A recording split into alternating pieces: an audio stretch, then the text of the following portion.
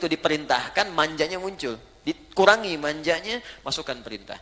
Kalau sudah semakin dewasa lagi, SMP mungkin kelas 3, SMA kelas 1 naik, maka jadikan dia teman. Perintah kurangi, manja kurangi, sayang tetap dia adakan, cuman jadikan teman. Ajak sebagai teman diskusi. Kalau diperintahkan, dia bisa balikin, sebab nalar.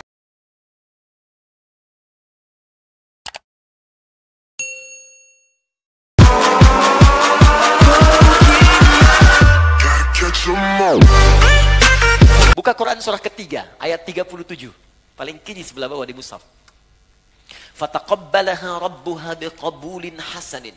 Wa ambataha nabatan hasana. Wa kaffalaha Zakaria. Kullama dakhala alaiha Zakaria al-mihraba wajada indaha rizqa. Qala ya Maryamu anna laki hadha. Qalat huwa min indillah. Inna Allah yarzuqu man yasha bighairi hisab. Lihat urutannya.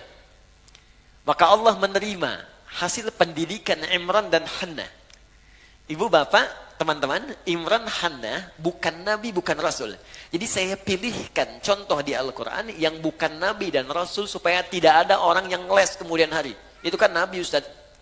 Itu kan rasul. Maka Allah turunkan surah. Nih, saya turunkan yang bukan nabi dan bukan rasul supaya kamu tidak punya kesempatan untuk ngeles lagi. Ya, Imran Hannah punya anak diberi nama Maryam, dididik dengan baik, dicarikan guru yang pintar dan soleh, ditempatkan di tempat yang terbaik, dirawat secara baik, cari yang halal untuk makanannya, minuman yang halal, perlengkapannya halal. Tapi yang paling menarik, ketika orang tua berdoa baik untuk anak-anaknya, punya cita-cita mulia, dicarikan guru yang baik dan soleh, pintar, ditempatkan di tempat yang baik. Kalau konteks sekarang, kasih nama yang baik, doakan dengan baik, cari sekolah yang baik, cari guru-guru yang soleh dan pintar. Ketika Anda kerjakan semua ini, kata Allah, fataqabbalaha rabbuha. Ikhtiar orang tua diterima oleh Allah.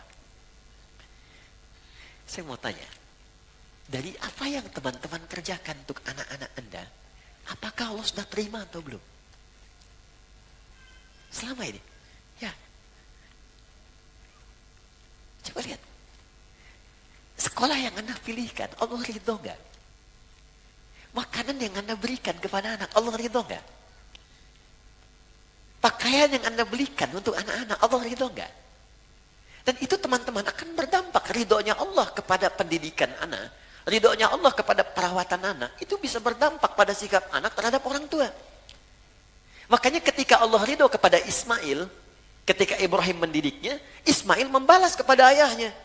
Bagaimana balasannya? Ketika ayahnya bekerja, beliau pengen bantu.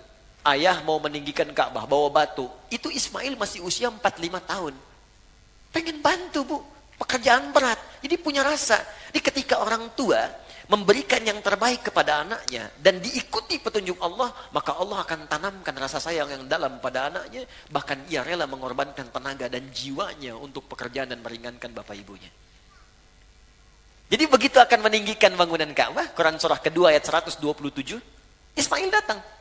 Wa idh yarfa'u Ibrahimul qawa'ida minal baiti wa Ismail. Ingatlah ketika Ibrahim sedang membawa batu untuk meninggikan bangunan Ka'bah, memijak. Pijakan pertama disebut makom. Sampai sekarang ada makom Ibrahim. Tiba-tiba di sudut yang lain datang Ismail membawa batu. Usia masih 45 tahun, belum dewasa. Dia mengatakan pada bapaknya, kalau bahasa kita, Pak, boleh nggak saya bantu? Anak kecil.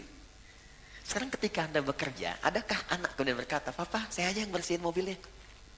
Mama, saya aja yang bikinin tehnya. Atau jangan-jangan anak yang pakai mobil Anda yang cuci. Dan kita tidak bisa menyalahkan. Kata Quran, jangan salahkan anak dulu. Kembalikan pada diri kita. Apa yang sudah Anda berikan pada anak-anak sehingga mereka tidak peka pada orang tuanya.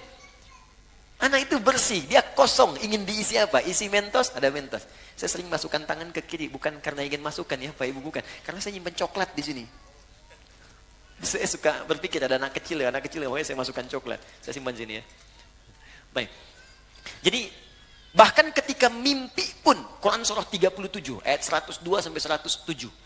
Bapaknya cuma mimpi. Inni ara fil manami anni azbahuka fanzur madza tara. Duhai anakku, papa bermimpi menyembelih engkau. Dalam mimpi, menyembelih. Maka bagaimana pendapatmu? Sudah mulai dewasa. Ini menunjukkan kata Al-Quran, kalau anak sudah mulai dewasa, maka kurangi sayang-sayang, kurangi perintah, jadikan dia teman. Dia ada 3 tahapan di Quran. Kalau masih kecil, perbanyak sayang. Sayang, sayang, sayang, sayang, sayang. Sudah mulai agak besar, SD ke SMP, kurangi sayang, masukkan perintah. Itu manhaj Quran, nanti ayatnya banyak. Sayangnya kurangi, perintah masuk. Sebab kalau sayang terus datang, nanti manja. Begitu diperintahkan, manjanya muncul. Dikurangi manjanya, masukkan perintah. Kalau sudah semakin dewasa lagi, SMP mungkin kelas 3, SMA kelas 1 naik, maka jadikan dia teman. Perintah kurangi, manja kurangi, sayang tetap dia adakan, cuman jadikan teman. Ajak sebagai teman diskusi. Kalau diperintahkan, dia bisa balikin, sebab nalarnya sudah mulai matang. Nah, ayo sholat, bapak aja belum siap-siap. Dan mulai muncul. Nah, Ibrahim mengajarkan, nak, bapak mimpi menyembelih kamu, bagaimana pendapatmu? Apa jawabnya Ismail? Ya abatif al-ma tu'mar, Pak, kerjakan sekarang yang diperintahkan. Saya yakin karena bapak Nabi mimpinya pasti benar. Kerjakan sekarang, jangan tunda. Insya Allah engkau akan dapati aku sabar dalam mengikuti itu semua. Jangankan tenaganya, nyawanya pun ia siapkan untuk meringankan beban pekerjaan orang tuanya. Tuh. Kembalikan ke Maryam tadi. Ya, jadi ketika dirawat dengan benar, apa yang diberikan? Kullama dakhala alayka ahliya Zakaria al-mihrab. Setiap Nabi Zakaria masuk ke mihrabnya, tempatnya Maryam, wajada 'indaha rizqa. Semua sudah ada.